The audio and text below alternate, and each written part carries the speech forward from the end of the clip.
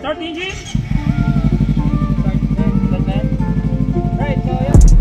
Ayun. So, malakas, solid.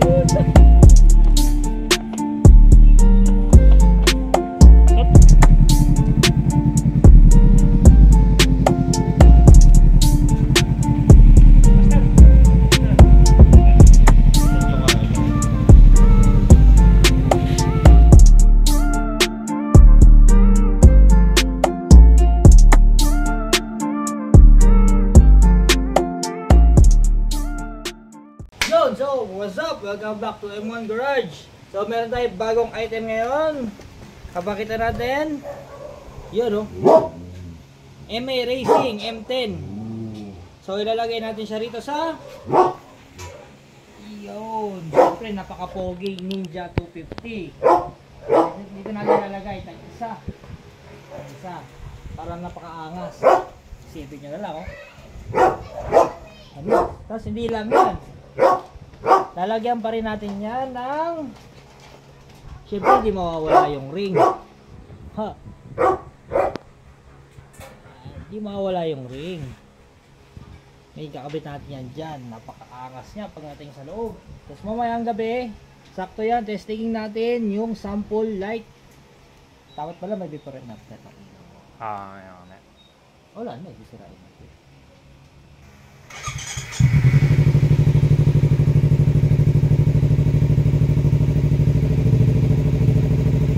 Oh, yun yung stock niya. Nag-alternate. Ito yung low, ito yung high. So, gawin natin yung LED ngayon. Let's go! Right, so nakalasan natin yung kanyang stock headlight. Ang ating Ninja 250. Sa makikita nyo, ito yung lens, ito yung body, at yung loob, tinanggal na natin. Ito yung yan. Ito yung mga nasa loob. Pagkalin natin yan, ang kailangan lang natin ikabit is yung ating ilaw. So makikita nyo, nakakabit na yung ring, nakakabit na yung mga wiring niya. So ito na. Tapos yung wiring ng pang high and low. So ikakabit na natin.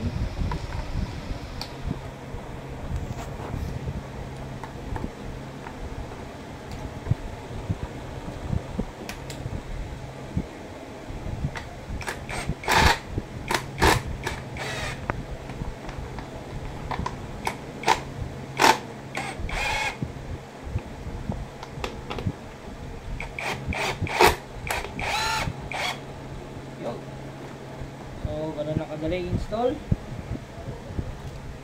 Makita nyo yan na. Forma na siya. Pag nilagay natin yung lens,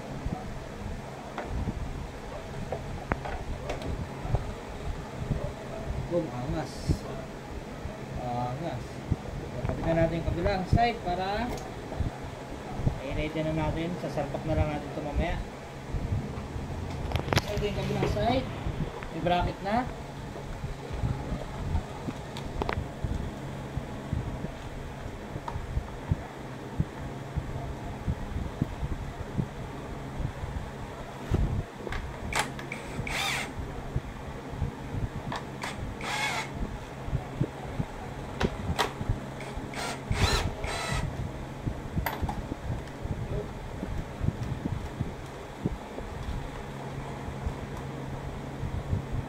Tapos kakabit natin yung ating aparato. Para saan to? Para to sa ring light. Para naiiba mo yung kulay, pati yung ilaw sa loob para iwas ita.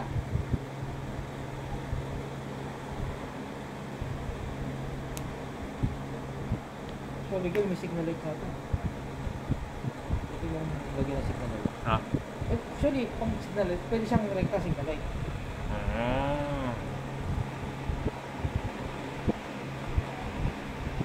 Wag na. Pangit. Tapos pag nag-hazard ka, wala namang hazard eh. Lagyan natin.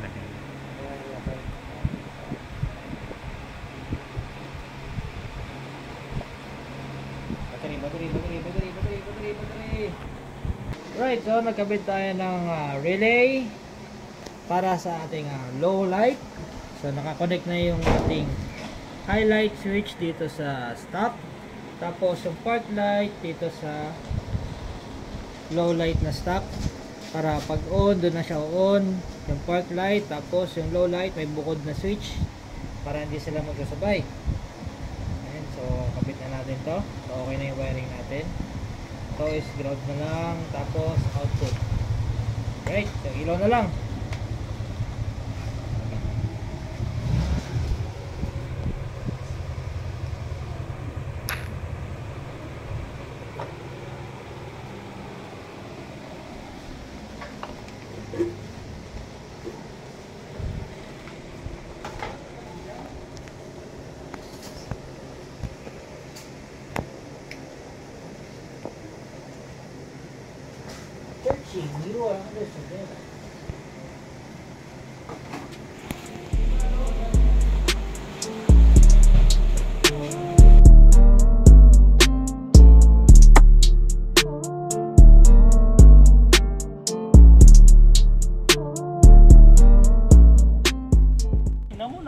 Tapang yan, hindi pa umiilaw yan.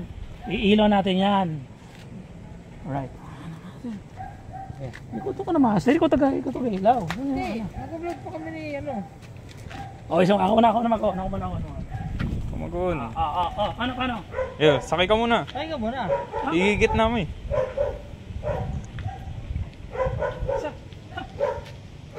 Sakay. Alright. Start. Sabihin sa akin kung yun ha. Off. Off mo. Nakop yan ha. On. Okay. Salita ka. Yun, alright. Okay, Start engine. Start na. Right, so yan, makikita nyo yung ating nilagay na ilaw.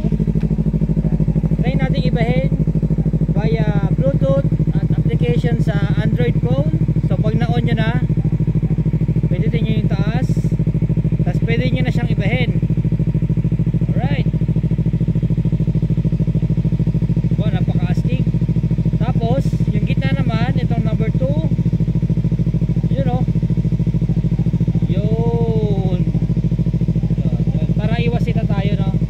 Yan lang yung gagawin nyo. Para sexy tignan. Diba? Napaka-angas. Oh, napaka-angas. Diba? Meron din tayong function. Iba-iba.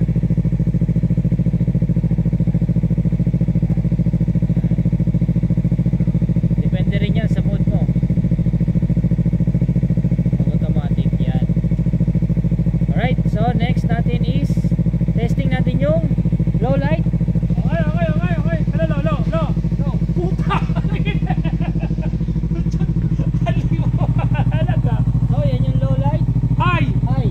Walang high eh! Putang ina yan. High. Low. High. Low. High. Ilaw yan. So yun. So, napakalakas. Solid.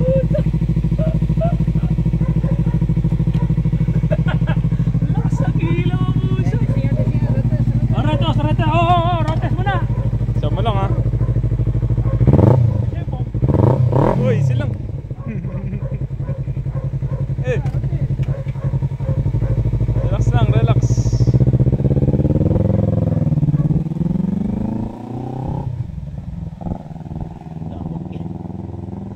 Lawak ng sakot. Hindi kita dito. Agay. Okay pa, laki pala tignan sa malayo. Papanay pa natin yung ilaw, di ba? Tayo.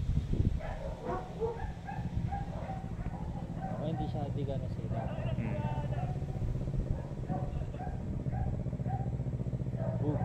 Hindi naman side sa mga. Low. Diba? Patay mo yung low. Ha? Patay mo yung low. Yung switch nasa kanan. Nung MDL, yung pang MDL. Ano makita ng truck dito? Yan.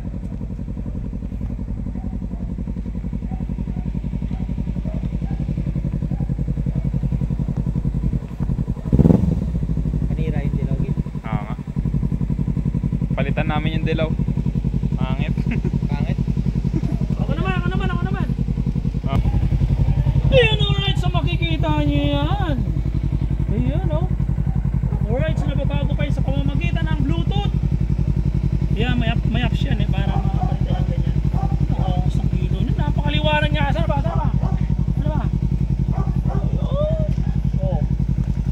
nyo naman yung gano'ng liwanag yan.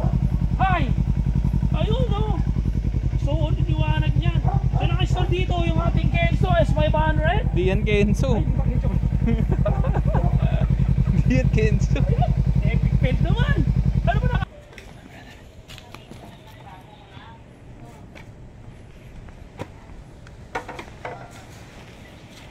Kapit brother. Mawagsa. Baliktad. M10 pala yan. 6,000 brother at least 500 eh. Hmm. Look.